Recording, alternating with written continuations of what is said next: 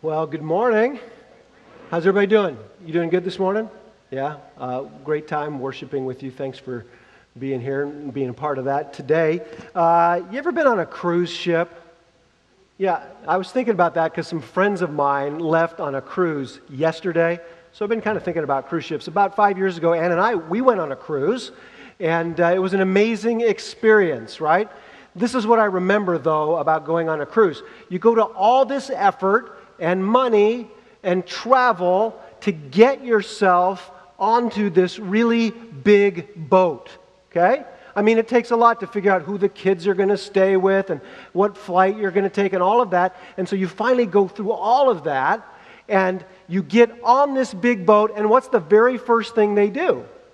They teach you how to get off the boat. And I'm thinking, wait a minute. This is supposed to be my vacation, right? The PA starts blaring, lifeboat drill, and the staff ushers everybody up onto the deck, and you stand there with your preserver on, and they say, here's how you get off the boat, right? And I'm thinking, I want to stay on the boat. That's the whole point, right? But then you look over this edge all the way down at the water, and I think, okay, I'm in because I don't want to find myself in the water. Right? The last thing I want to do is find myself sinking. Maybe that's a picture for your life today. You feel that way? You ever feel like, man, I am in the water and I think I might be sinking? You've got a tax bill that's due and you don't know how you're going to pay it. Or there's something happening in your house and you're not sure how it's going to turn out. Or maybe God has just opened up for you a new opportunity and you're just not sure you're ready. And you think, man, I might be sinking.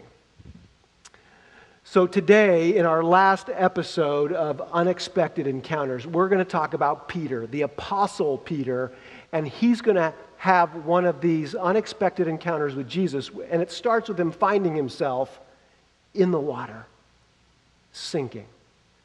And as we look at his story, today we're going to find some solid help for our own in-the-water moments. It's in Matthew chapter 14. So if you got a Bible, turn there. If you use one of our Bibles on the shelf, it's page 685, down at the bottom on the right, okay? Matthew's the first book in your New Testament, chapter 14, verse 22. I'm going to just read some of these verses for you, just as we begin to set up the story of Peter and how he finds himself in the water. Verse 22 starts this way. Immediately, Jesus made the disciples get into the boat and go on ahead of him to the other side, while he dismissed the crowd. After he had dismissed them, he went up on a mountainside by himself to pray. When evening came, he was there alone, but the boat was already a considerable distance from land, buffeted by the waves because the wind was against it. Shortly after or before dawn, Jesus went out to them, walking on the lake. When the disciples saw him walking on the lake, they were terrified. "It's a ghost," they said, and they cried out in fear. So what happens right before this, even, is that Jesus has just performed one of his most famous miracles, feeding 5,000 families with 5 loaves of bread and a couple of fish, right? We think of it as the feeding of the 5,000, but really, if you read the text, it's 5,000 guys plus all of the women and children. So imagine that, 5,000 families with a few loaves of bread and a couple of fish. And, you can imagine the overwhelming tumult of that time. I mean, we had family over yesterday, right? We fed 17 people, but we had 10 pounds of hamburger, a couple of tubs of potato salad, and a cooler full of drinks. But I was exhausted when it was over. So I can imagine these guys, man, they're just spent. And so Jesus says, you guys get on the boat and go across, and I need to get away, and I need to have some time with God. So that's what happens. And it's a setup because these guys find themselves in the middle of a windstorm and the boat's not going anywhere. It's all night, and somewhere between 3 and 6 in the morning, Jesus comes to them. He's walking on the water, which is unusual, and the disciples do what they often do when they see Jesus do something unusual.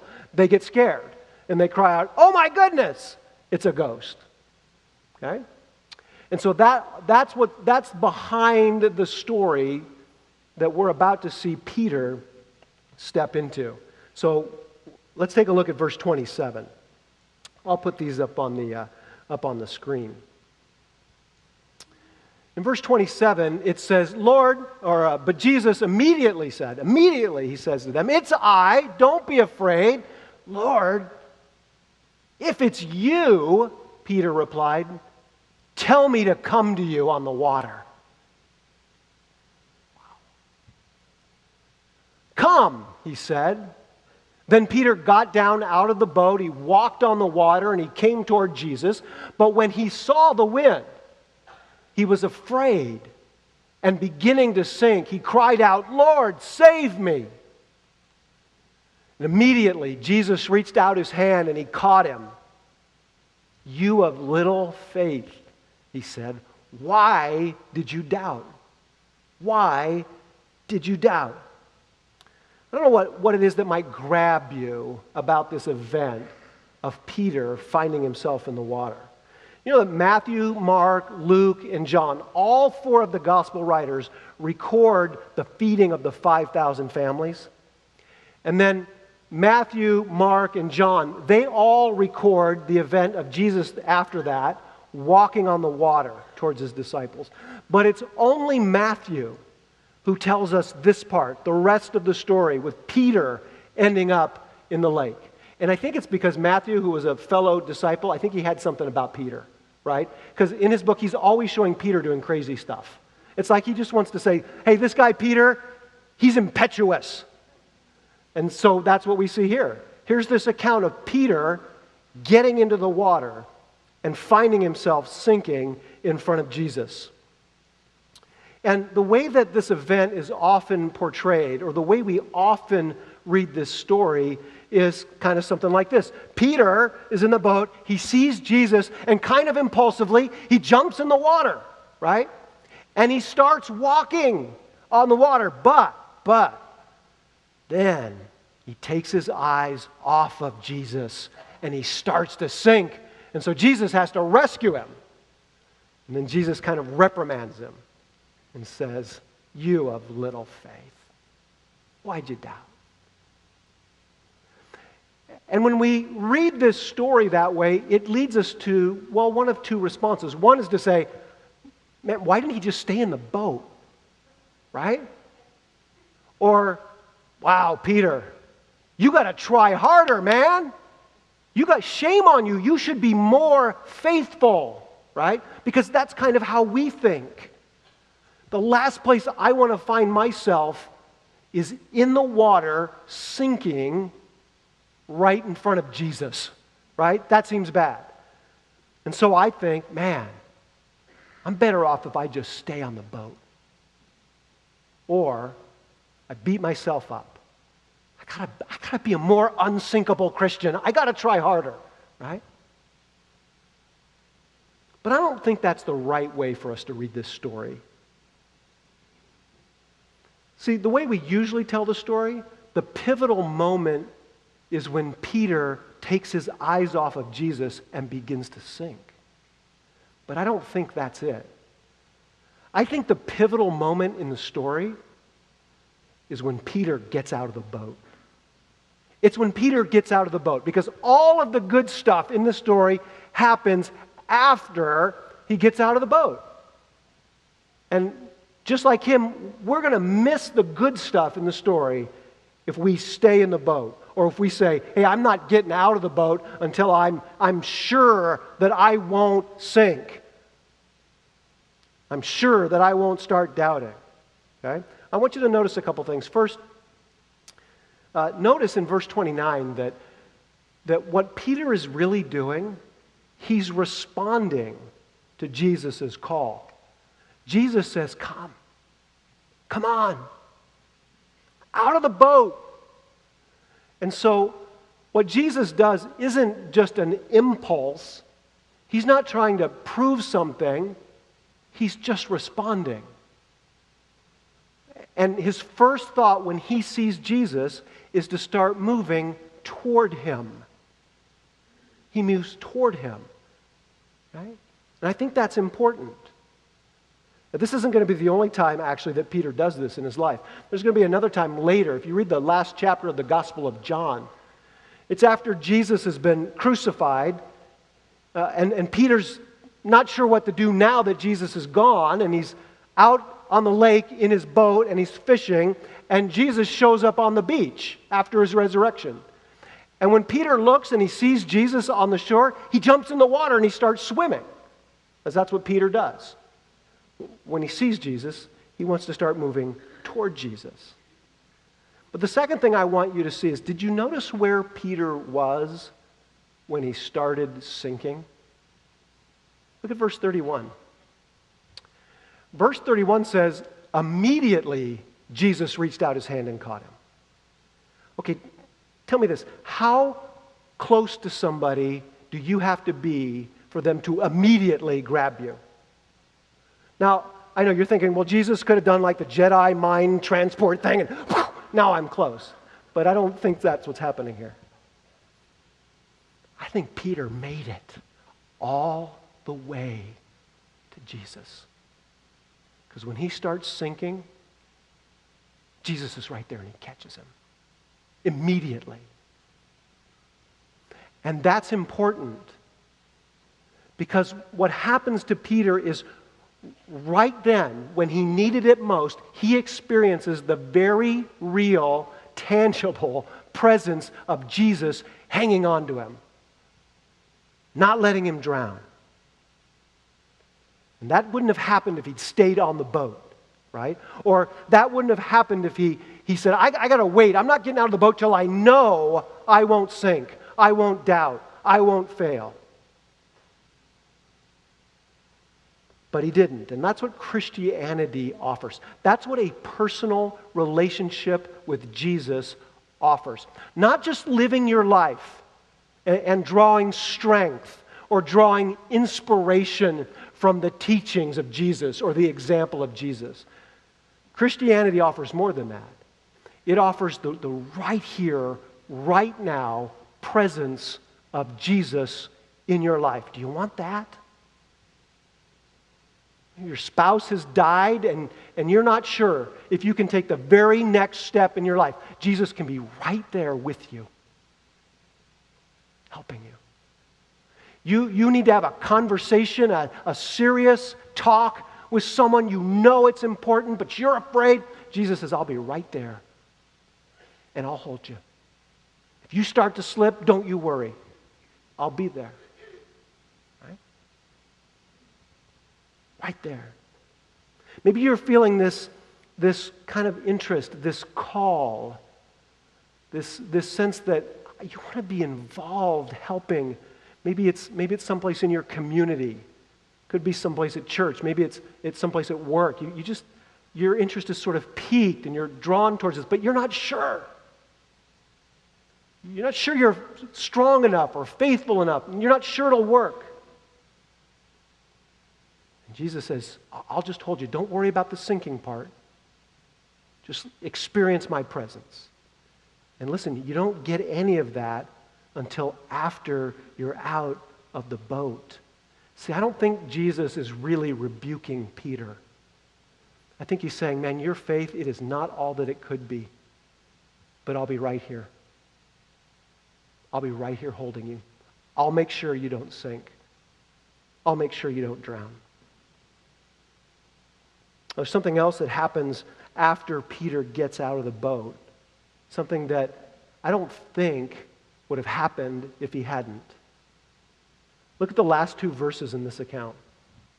And it says, when they climbed into the boat, the wind died down. And then those who were in the boat worshiped him, saying, truly, you are the Son of God. You see that? They worshiped him. All of the people, the rest of the disciples and whoever was the crew and maybe other passengers on the boat, they worshiped him. Now, I'm sure the whole walking on water thing had something to do with it, right? And that deal when they climb in the boat and the wind stops. Yeah, because they show that Jesus has this power over the wind and the waves. But those people on the boat, they also saw Jesus reach out and hold Peter up. They saw the whole thing. So they saw the evidence that Jesus really is the one with power over wind and waves, but they also saw that he's the compassionate one, ready, able to catch you. And I think it's all of that together that leads to this amazing thing that happens. The other people, when they saw Jesus do what Jesus does, they worshiped him. They followed him. When you get out of the boat, and when people see Jesus at work in your life, some of them are going to recognize who he really is, and they're going to follow him. Isn't that amazing? But that doesn't happen until you get out of the boat. All right, you probably see where this is going today, right? I'm going to encourage you today to get out of the boat. Get out of the boat. Jesus is calling you.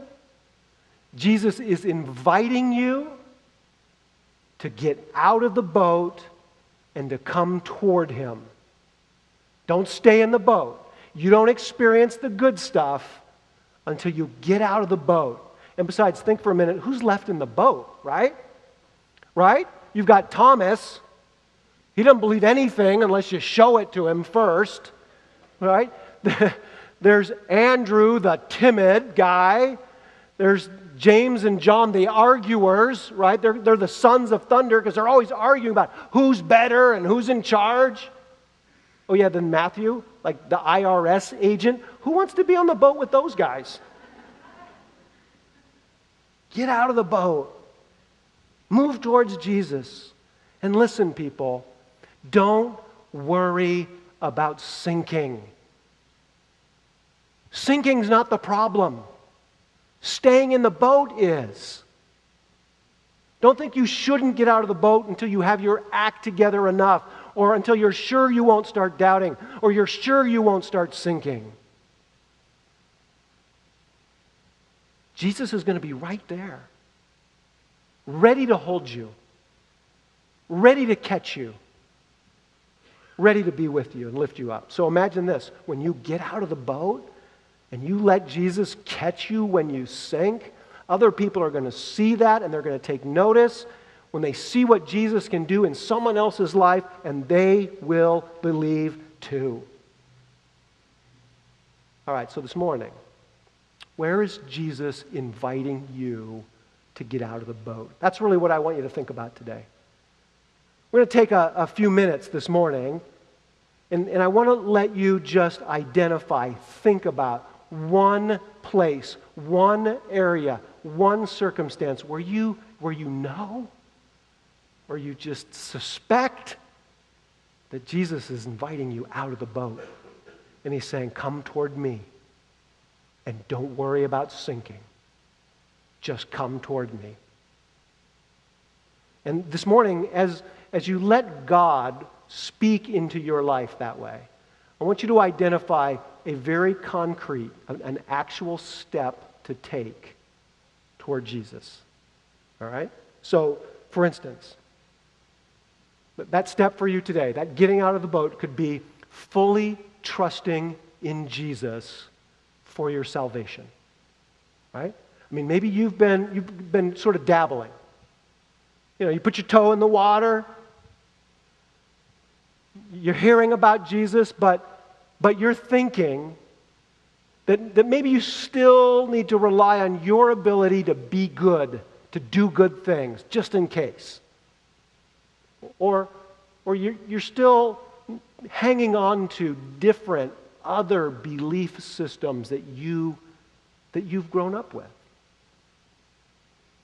And the step for you is to believe that Jesus Christ, his death and his resurrection, really is the only way to the Father, and to trust him fully for your future. That could be your step.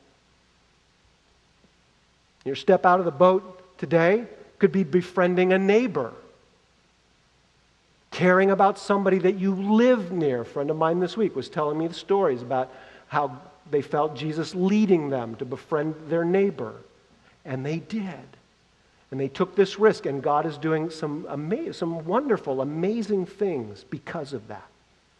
Maybe your step out of the boat is pursuing sobriety, having that conversation, making that call toward Jesus, toward the rest of your life. Maybe it's entering into a relationship with a specific person. Maybe it's having a conversation with somebody where you know God wants you to share something or wants you to say something. But it's a risk. Someone did that for me this week. They called me up and they sat me down and they said, I think God wants me to tell you this. And it was hard, but it was good.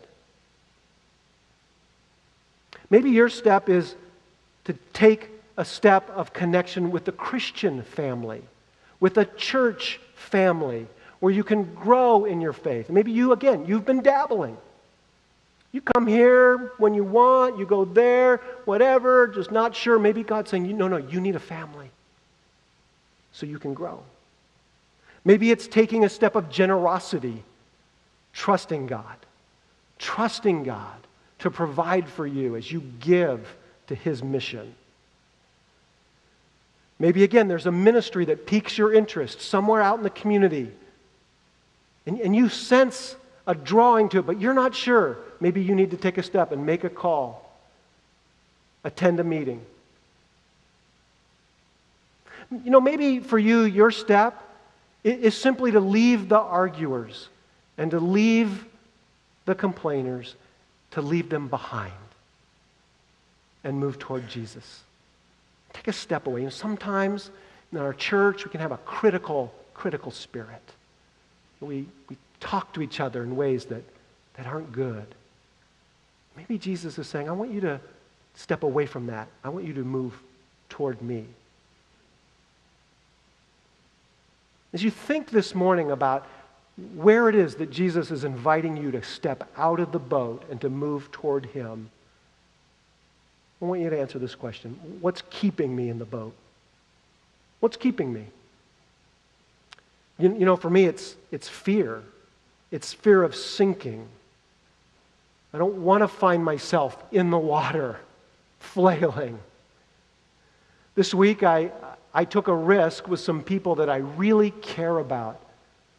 And I called them together and I challenged them to something more, something deeper.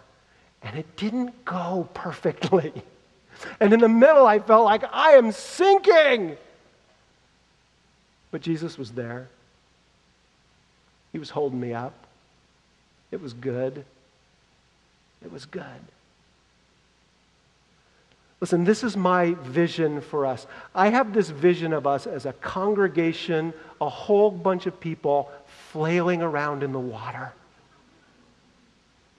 Not huddled in the boat, not waiting until we've got it down perfectly, but willing to jump in and move towards Jesus. And if that means we sink, we count on Him to hold us, to lift us up, because that's what He does. And that's what He wants. Are you with me? You want to flail around in the water? Then let's do it. Here's where it starts. I'm going to just give you a moment. The worship team is going to come. They're going to lead us through the bridge of that song, Oceans, which is such a great help to us in this passage. And as they do that, will you just quiet your heart before God? And would you be willing to ask Him that question? Jesus, where do you want me out of the boat? Okay? And I'm going to give you some time. And when that comes, be serious about that. Write it down. Make a note. Seal it. And then say to Jesus, okay, what's the next step? What do I do? And we're going to give you just a minute to do that. Then I'll come and I'll pray for us when we've had time to do that. And then we'll continue.